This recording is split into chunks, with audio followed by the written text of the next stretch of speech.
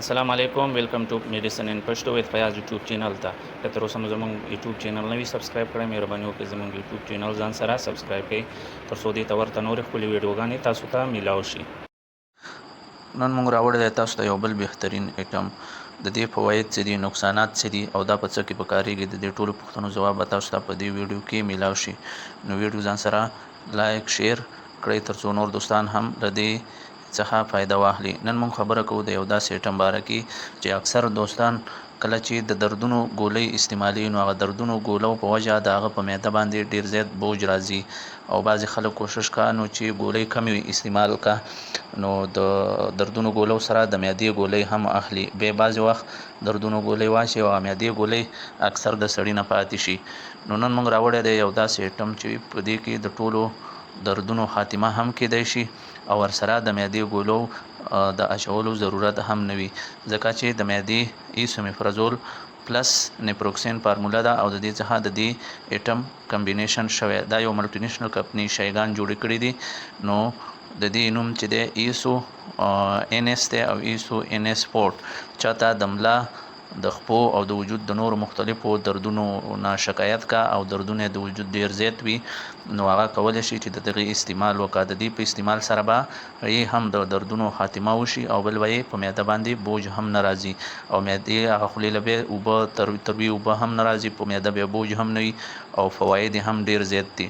او همداسې به د دردونو خاتمه هم وشي. د ټولو زیات درد چې هغه د ملا درد وي اکثر د خپو درد وي د خپو تلو درد وي او د وجود بعضې نورو دردونو په وجه د مسل درد وي د لاسونو درد وي د پټو درد وي نو د دې دردونو خاتمې لپاره دا یو ډېرې بهترینې ګولۍ دي. پرایز هم مناسب پرایز دی او بل په هر ځای کې پیدا کېږي هم. نو ایسو ان اس 350 ملي ګرام کې دي او ایسو ان اس فورت چې دا 1500 ملي ګرام دی. نو د دې که چاته درد کم وي او مطلب دردونه یو څه کم وي نو هغه کولی شي چې دا کم ملي ګرام ایسو ان اس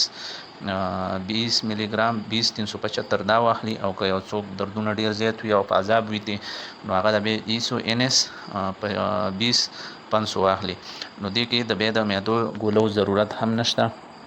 چې د معدې ګولۍ واخلي نو د دې ګولو سره دغه د دردونو خاتمه هم کېدای شي او په معده به یې بوج هم نه وي. نو دا یو ډېر بهترین ایټم دی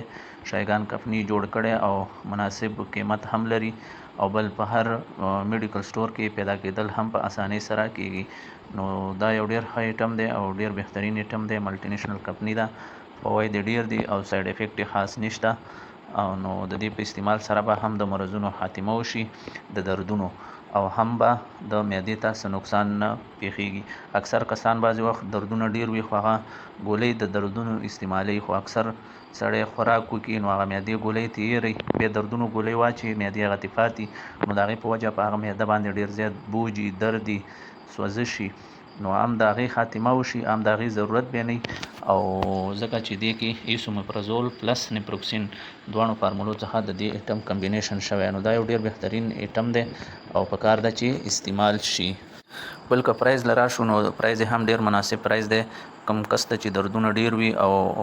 نو هغه د ایسو ان اس 20500 ملي ګرام دا استعمال وکړه دا په 972 یا په 902 روپۍ 28 ګولۍ دي نو